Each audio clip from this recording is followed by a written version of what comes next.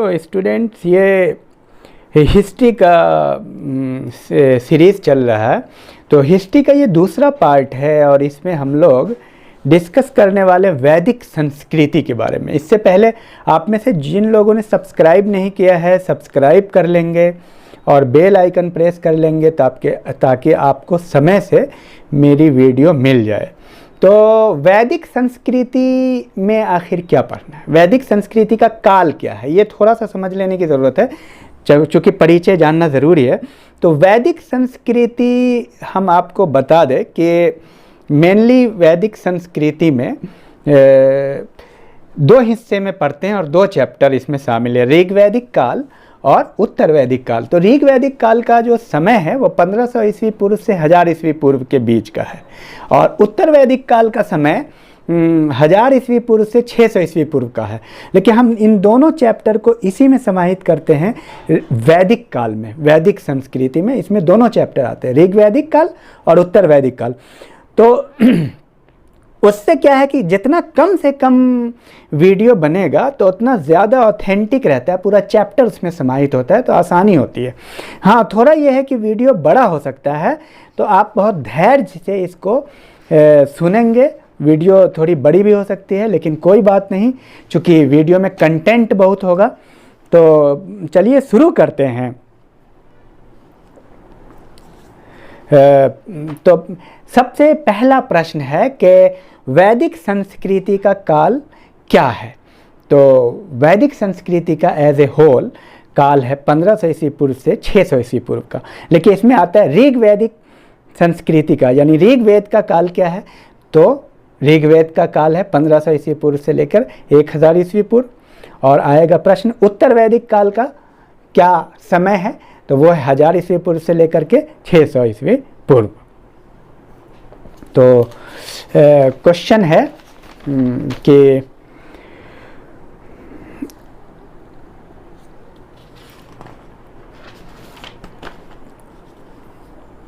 आर्य शब्द का शाब्दिक अर्थ क्या है।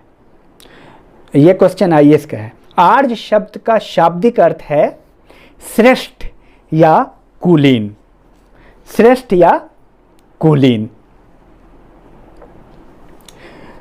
एक क्वेश्चन है, प्रारंभिक आर्यों के बारे में कौन सा कथन सही नहीं है।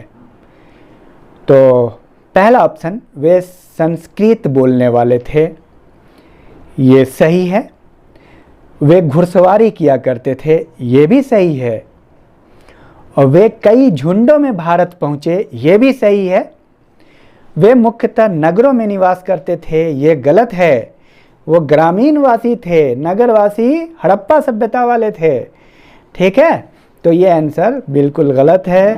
और नेक्स्ट, इनमें से किस फसल का ज्ञान वैदिक काल के लोगों में नहीं था, लोगों को नहीं था। जौ, गेहूं, चावल, तंबाकू। तो सही आंसर है तंबाकू। चावल, गेहूं और जौ का ज्ञान था, वो हड़प्पा सभ्यता से था। और नेक्स्ट, ऋग्वेद में संपत्ति का प्रमुख रूप क्या है। तो ऋग्वेद में संपत्ति का दो रूप था, गोधन और भूमि। कृष्ण भक्ति का प्रथम और प्रधान ग्रंथ है। तो इसका आंसर है श्रीमद् भागवत गीता। प्रथम विधि निर्माता कौन है, तो वो है मनु। भारतीय संगीत का आदि ग्रंथ कहा जाता है सामवेद। सामवेद से ही संगीत का उद्भव हुआ ऐसा माना जाता है। हाँ, ऋग वेद कितने प्रकार के होते हैं, कितने हैं, तो 4 हैं। और कौन कौन है आपको पता है, ऋग्वेद, यजुर्वेद, सामवेद और अथर्ववेद।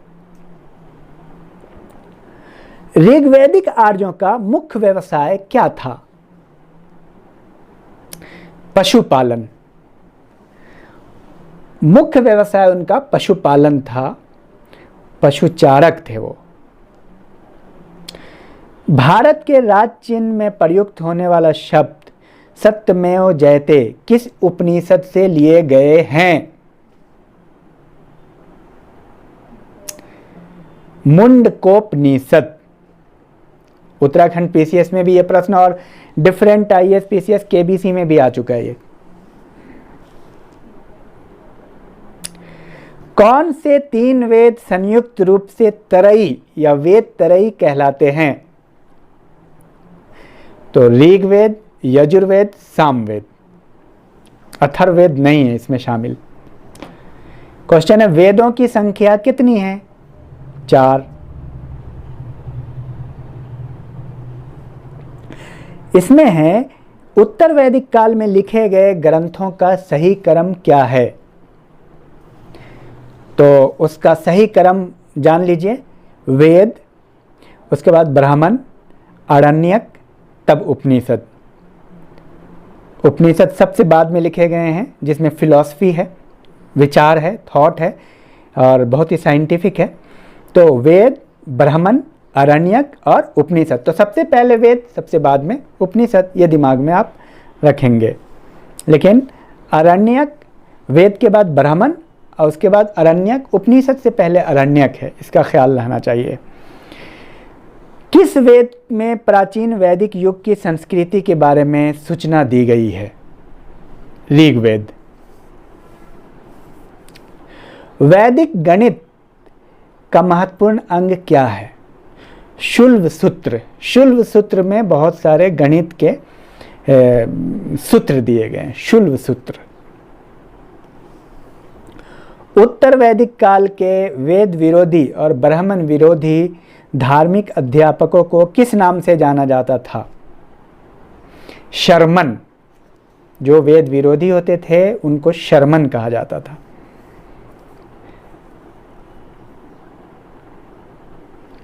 और धर्म शास्त्रों में भू राजस्व की दर क्या है? वो है 1/6, 6ठा भाग। प्रसिद्ध दशराजाओं का युद्ध यानी दशराज युद्ध किस नदी के तट पर लड़ा गया? तो पृश्नी नदी के तट पर लड़ा गया था, जिसका आधुनिक नाम रावी है, पृश्नी। ऋग्वेद का कौन सा मंडल पूर्णतः सोम को समर्पित है?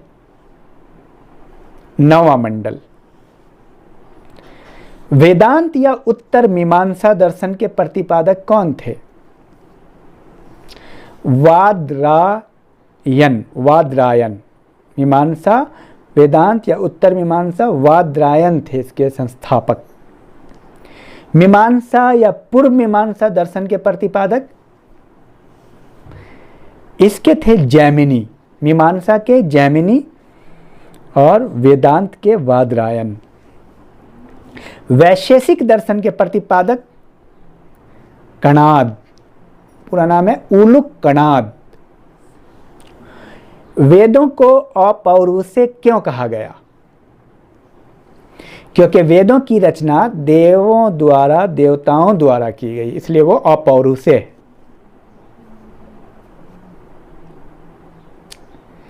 आर्य भारत में बाहर से आए थे और सर्वप्रथम कहाँ बसे थे? तो इसका सही उत्तर है पंजाब में। अस्तो मा सद्गमय कहाँ से लिया गया है? ऋग्वेद से।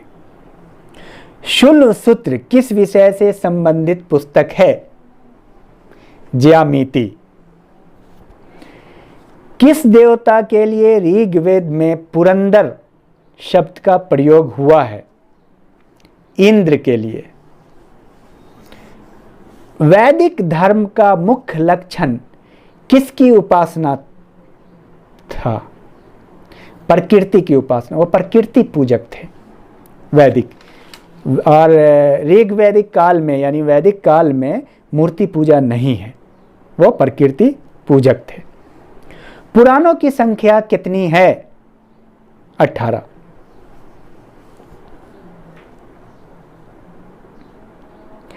800 ईस्वी पूर्व से 600 ईस्वी पूर्व का काल का क्या नाम है?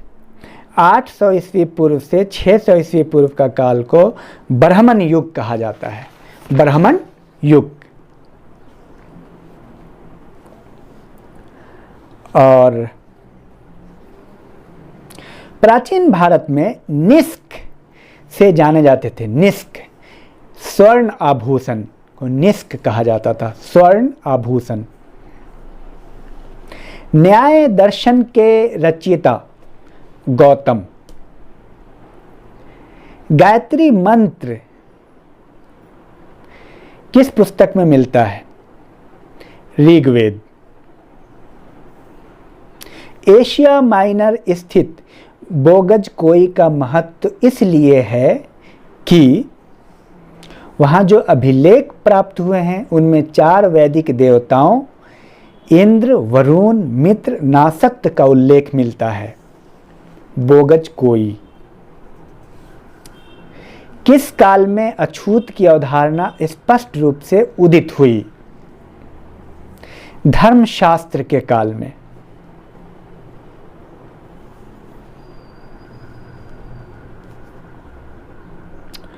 और कर्म का सिद्धांत संबंधित है किससे? किस वैज्ञानिक से? मीमांसा। मीमांसा से, मीमांसा फिलॉसफी से कर्म का सिद्धांत जुड़ा हुआ है। ये बहुत ही महत्वपूर्ण प्रश्न है। प्रस्थानत्रयी में शामिल नहीं है। कौन प्रस्थानत्रयी में शामिल नहीं है? भागवत, भगवद गीता, ब्रह्मसूत्र और उपनिषद। तो ये सही आंसर है भागवत। निम्नलिखित में से किसका संकलन ऋग्वेद पर आधारित है? सामवेद का। यजुर्वेद, सामवेद, अथर्ववेद। सामवेद का संकलन ऋग्वेद पर आधारित है। भारत के किस स्थल की खुदाई से लौह धातु के प्राचीनतम प्रमाण मिले हैं? और इसका सही आंसर है अतरंजी खेड़ा। अतरंजी खेड़ा। कपिल द्वारा प्रतिपादित दार्शनिक प्रणाली क्या कहलाती है? सांख्य दर्शन। वैदिक नदी कुभा का स्थान कहाँ निर्धारित होना चाहिए? अफगानिस्तान में है कुभा। अध्यात्म ज्ञान के विषय में नचिकेता और यम का संवाद किस उपनिषद में प्राप्त होता है? बहुत महत्वपूर्ण प्रश्न है। आईएएस में भी आया है, यूपीपीसी और डिफरेंट पीसीएस में, सारे एग्जाम में आए हैं सारे, लेकिन ये आईएएस में भी आया है। तो नचिकेता और यम का जो संवाद है वो कठोपनिषद में है। कठोपनिषद। उपनिषद काल के राजा अशुपति शासक थे। उपनिषद काल में राजा अशुपति कहाँ के शासक थे? कैकेय के शासक थे। आरंभिक वैदिक साहित्य में सर्वाधिक वर्णित नदी, सबसे ज्यादा वर्णन सिंधु का मिलता है। और यजुर्वेद का संबंध कर्मकांड से है, ऋग्वेद का संबंध प्रार्थनाओं से है और अथर्ववेद का संबंध तंत्र वंत्र वशीकरण से है और मिलाने वाला है। सामवेद का संबंध संगीत से है, संगीत के। उपनिषद पुस्तकें हैं। उपनिषद पुस्तक दर्शन पर है, पहले भी बताया आपको। इसका सही उत्तर है दर्शन पे है उपनिषद, सबसे बाद में उसका विकास हुआ है। योग दर्शन के प्रतिपादक थे, योग के प्रतिपादक थे पतंजलि, जो बहुत मशहूर है। और वो दस्तकारी कौन सी है जो आर्यों द्वारा व्यवहार में लाई गई थी? लोहारगिरी। आर्यों द्वारा अपनाई गई थी लोहारगिरी। सांख्य, योग, न्याय, वैशेषिक, मीमांसा एवं वेदांत 6 भिन्न भारतीय दर्शनों की स्पष्ट रूप से अभिव्यक्ति किस युग में हुई है? वैदिक युग में। सही आंसर है ये। सीपीयू, एससी, असिस्टेंट कमांडेंट, इन सब एग्जाम में भी पूछे गए हैं ये प्रश्न। भारतीय दर्शन के आरंभिक विचारधारा कौन है? सांख्य, जिसके प्रतिपादक हैं कपिल। सबसे प्राचीन वेद कौन है? ऋग्वेद। वैदिक युग में प्रचलित लोकप्रिय शासन प्रणाली क्या थी? गणतंत्र शासन प्रणाली थी। वैदिक योगीन सभा क्या थी? वैदिक योगीन सभा वो एक प्रकार की मंत्री परिषद थी। यज्ञ संबंधी विधि विधानों का पता कहाँ चलता है? किस वेद में चलता है? यज्ञ संबंधी विधि विधानों का पता यजुर्वेद से मिलता है। चरक संहिता नामक पुस्तक किस विषय से संबंधित है? चिकित्सा।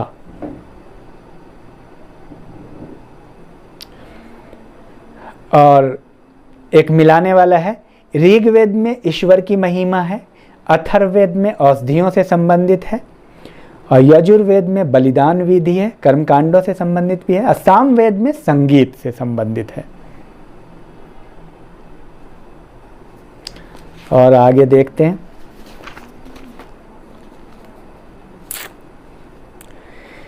वैदिक युग में यव कहा जाता था।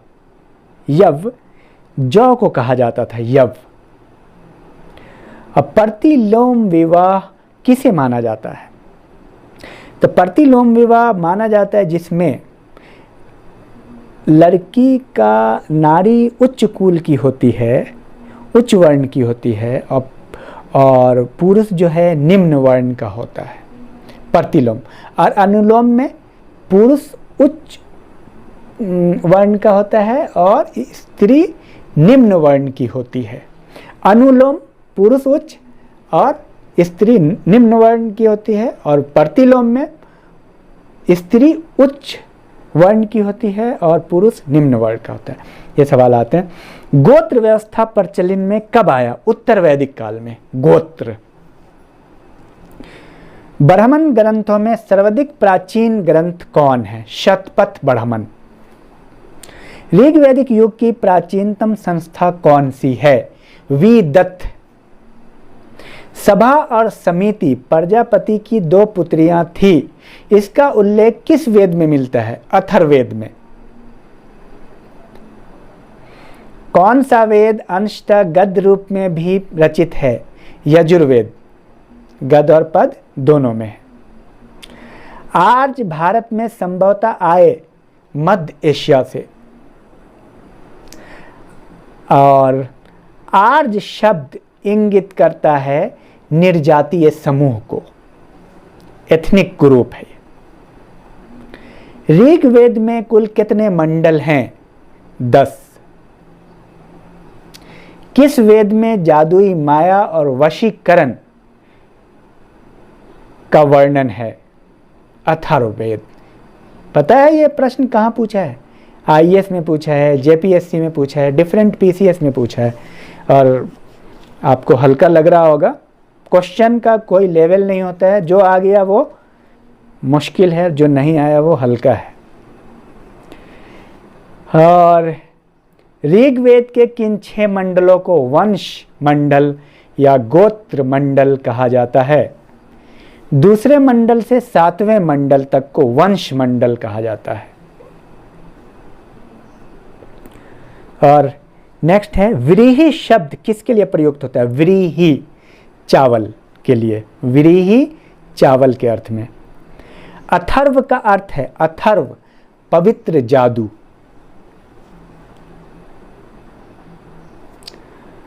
और क्वेश्चन देख लेते हैं। प्राचीनतम व्याकरण अष्टाध्यायी के रचनाकार हैं? पाणिनि।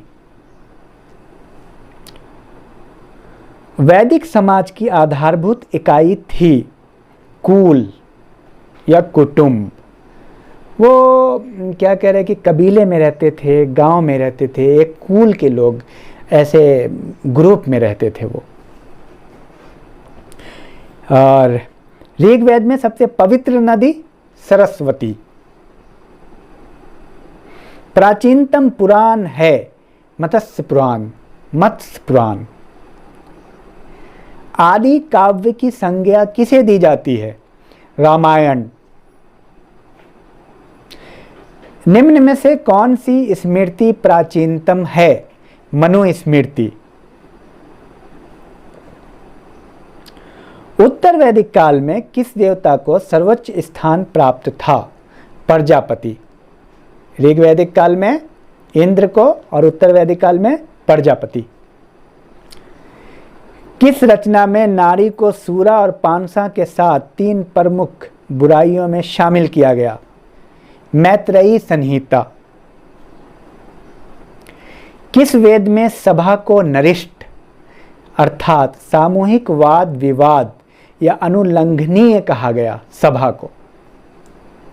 अथर्ववेद में। ऋग्वेद काल के उस सबसे प्रधान देवता की पहचान करें जिनकी स्तुति में 250 सूक्तों की रचना की गई? इंद्र। एक सुमेलित करने का है। राजसूय यज्ञ उस समय होता था, राजा के सिंहासन रोहन से संबंधित यज्ञ है। मिलाने का। अश्वमेध यज्ञ राजनीतिक शक्ति बढ़ाने हेतु। वाजपेयी यज्ञ शौर्य प्रदर्शन और प्रजा के मनोरंजन के लिए।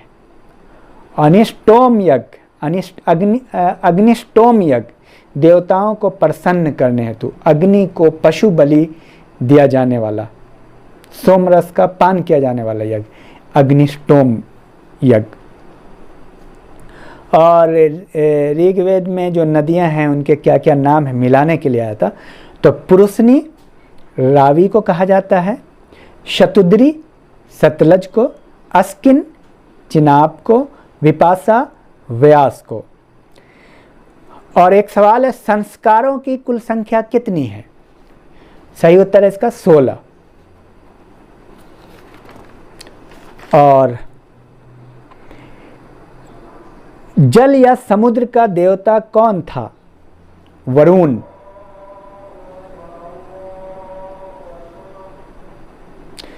ऋतु प्राकृतिक संतुलन स्थापित करने के कारण किस वैदिक देवता को ऋतस्य गोप कहा गया? वरुण। ऋग्वेद में अघन्य यानी वध योग्य नहीं शब्द का प्रयोग किसके लिए किया गया? गाय के लिए अघन्य का प्रयोग किया गया।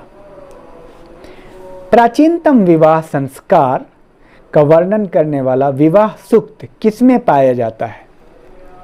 ऋग्वेद में।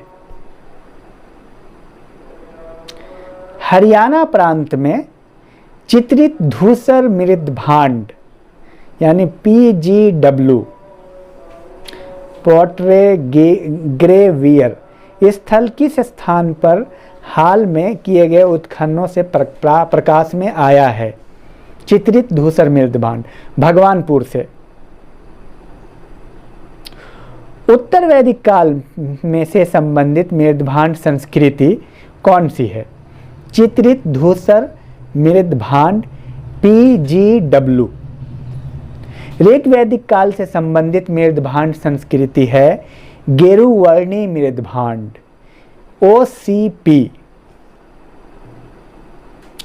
3 ऋण में शामिल नहीं है, देवऋण, पितृऋण, ऋषि ऋण, मातृऋण। मातृऋण इसमें शामिल नहीं है, देवऋण है, पितृऋण है और ऋषि ऋण है। और आर्यों के आर्कटिक होम सिद्धांत का पक्ष किसने लिया? आर्कटिक होम सिद्धांत BG तिलक ने लिया, बाल गंगाधर तिलक ने। ये क्वेश्चन कई बार आया, UDC उत्तराखंड PCS में भी आया है। तो आर्यों के आर्कटिक होम सिद्धांत का थ्योरी जो है बाल गंगाधर तिलक का है। ऋग्वेद में किन नदियों का उल्लेख अफगानिस्तान के साथ आर्यों के संबंध का सूचक है? कुबा करमू जो काबुल में है। और क्वेश्चन है, ऋग्वेद की लक्षणिक विशेषता इनमें से कौन नहीं है? ऋग्वैदिक आर्यों की लक्षणिक विशेषता कौन नहीं? वे अश्वों, रथों और कांस के उपयोग से परिचित थे, सही है। वे लोहों के उपयोग से परिचित थे, ये बात गलत है, क्योंकि ऋग्वैदिक काल 1500 ईस्वी पूर्व में शुरू हो जाता है। तो जाहिर सी बात है आयरन का आविष्कार हुआ है 1000 ईस्वी पूर्व में, अब प्रचलन में तो 600 में आया है। तो जाहिर सी बात है ये आंसर सही नहीं है, क्योंकि वो प्रचलन में नहीं था, और आया भी होगा अगर 1000 ईस्वी पूर्व में तो अभी वो रेयर ऑफ द रेयरेस्ट होता है।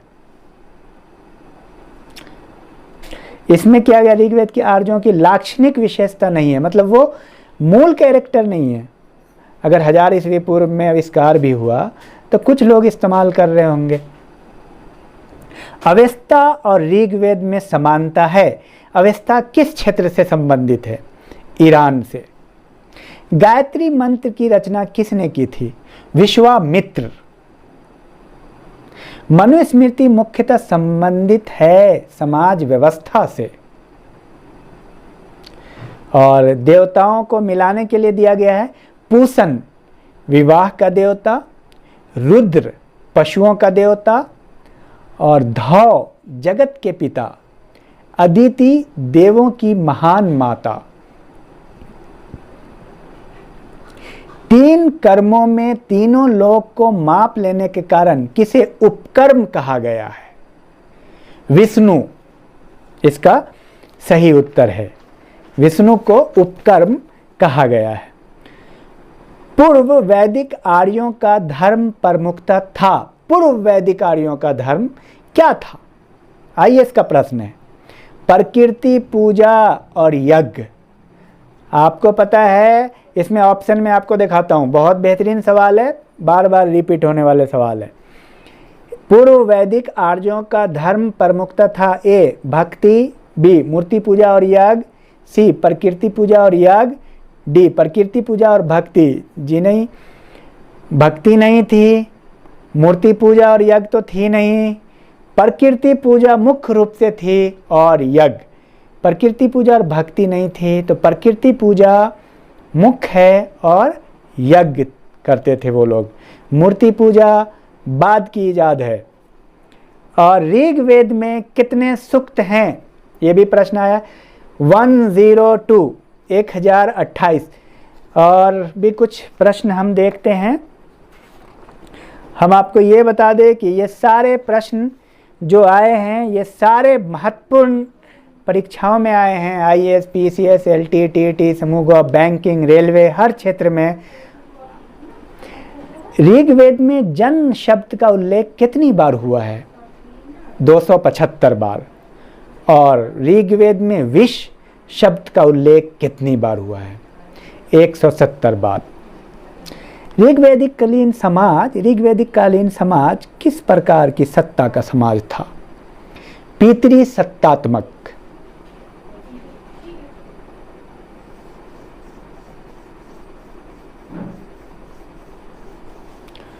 और जाति व्यवस्था, गोत्र व्यवस्था और आश्रम व्यवस्था का उल्लेख सर्वप्रथम कहाँ मिलता है? उत्तर वैदिक काल में।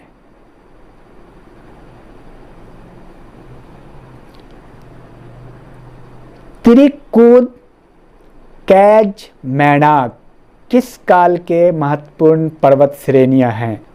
त्रिकूद, कैज और मैनाक उत्तर वैदिक काल के।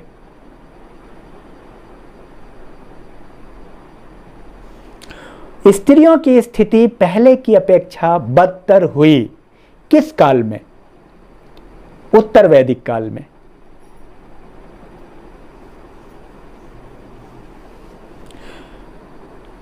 कुरु वंश की स्थापना किसने की? कुरु।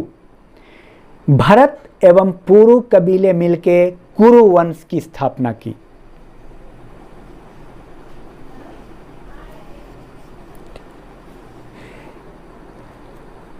प्रजापति की 2 पुत्रियां किसे कहा जाता है? सभा और समिति को अथर्ववेद में प्रजापति की 2 पुत्रियां कहा जाता है।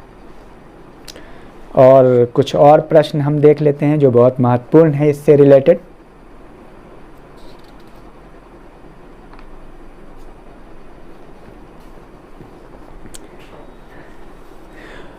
पशुओं के देवता को क्या कहा जाता है?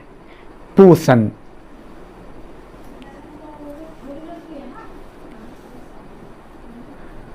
और नेक्स्ट क्वेश्चन है, ऋग वैदिक काल में विवाह की उम्र क्या थी? संभवतः 16-17 वर्ष।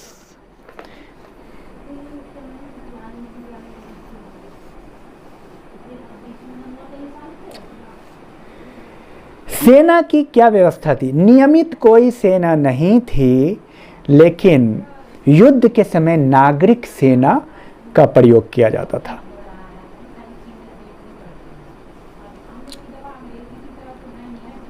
समाज कितने वर्गों में बटा हुआ था?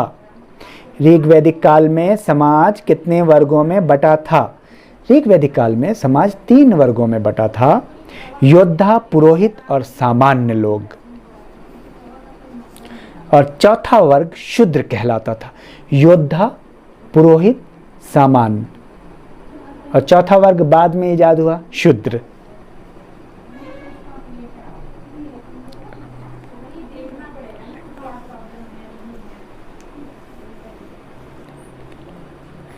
व्यापार और वाणिज्य किन वर्गों के हाथ में था?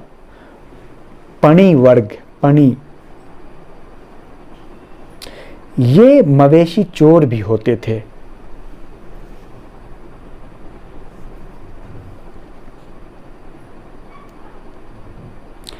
सोने के आभूषण को ऋग्वेद काल में क्या कहा जाता था?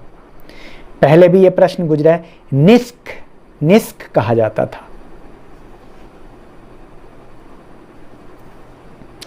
ऋग वैदिक काल में सामाजिक विभेद का प्रमुख कारण क्या था?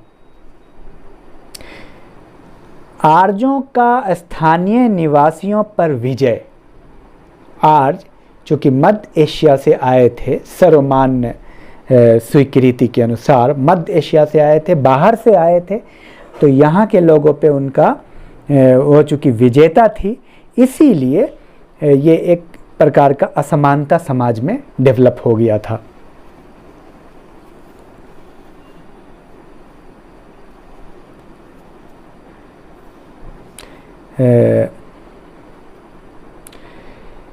दशराज युद्ध किन के बीच हुआ था? तो दशराज युद्ध भरत वंश के शासक सुदास तथा 10 राजाओं, 5 आर्य प्लस 5 आर्येतर, इनके बीच हुआ था। सुदास के और 10 राजाओं के बीच हुआ था। 5 आर्य और 5 आर्येतर के बीच में हुआ था। तो भरतवंश के शासक सुदास के बीच और उन 10 राजाओं के बीच लड़ाई हुई थी। उसमें 5 आर्य राजा थे और 5 आर्येतर थे। इसको अच्छे से समझ लीजिए।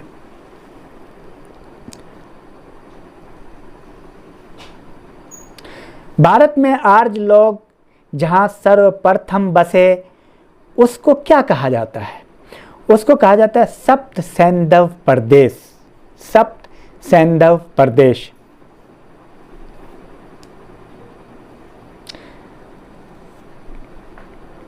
और मैं समझता हूँ कि बहुत हद तक कवर हमने कर लिया है। थोड़ा और देख लेते हैं। थोड़ा वीडियो लंबा हो रहा है, लेकिन कोई बात नहीं, थोड़ा और।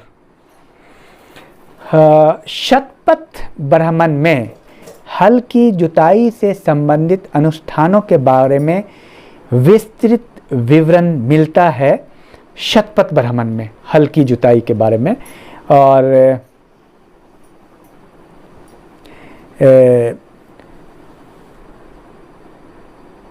क्वेश्चन है कि चारों वर्णों के कर्तव्यों का वर्णन, चारों वर्णों के कर्तव्यों का वर्णन सर्वप्रथम कहाँ मिलता है? ऐतरेय ब्राह्मण में।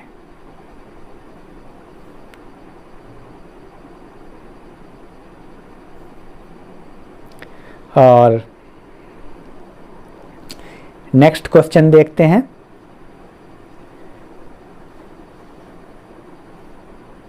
ऋग्वैदिक शिक्षा पद्धति की झलक कहाँ मिलती है? ऋग्वैदिक शिक्षा पद्धति की झलक ऋग्वेद के मुंडकोपनिषद मंडूक सूक्त में मिलती है। मंडूक सूक्त में।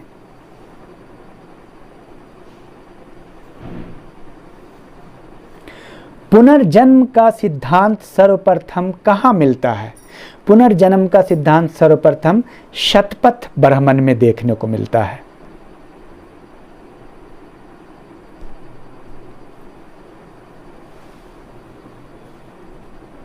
तीनों आश्रम का सर्वप्रथम वर्णन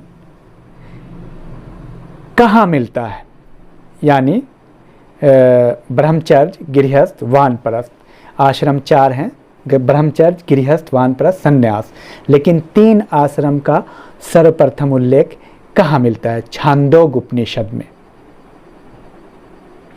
और चारों आश्रम का उल्लेख मिलता है जाबालोपनिषद में। बहुत महत्वपूर्ण प्रश्न है ये।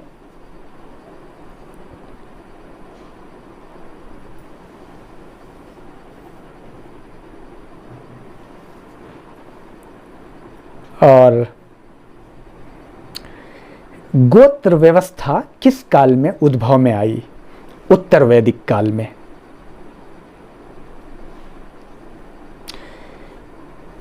किस अवस्था में चारों आश्रम स्पष्ट हो गए, स्पष्ट रूप से? उत्तर वैदिक काल में। मूर्ति पूजा का आरंभ किस काल में हुआ? उत्तर वैदिक काल में। उत्तर वैदिक काल में किस प्रकार के मृदभांड सर्वाधिक प्रचलन में थे? लाल मृदभांड। लेकिन स्पेशल मृदभांड कौन थे? विशिष्ट, चित्रित धूसर मृदभांड, वो विशिष्ट थे।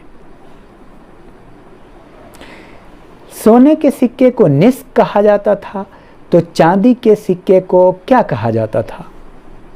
शतमान। यम और नचिकेता की कहानी किस जगह मिलती है? कठोपनिषद में मिलती है। कठोपनिषद में मिलती है।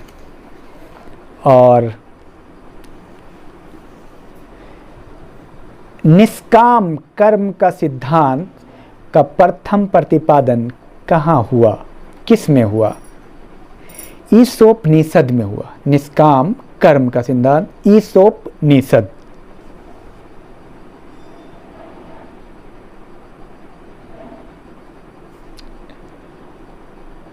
और वेदांग कितने हैं?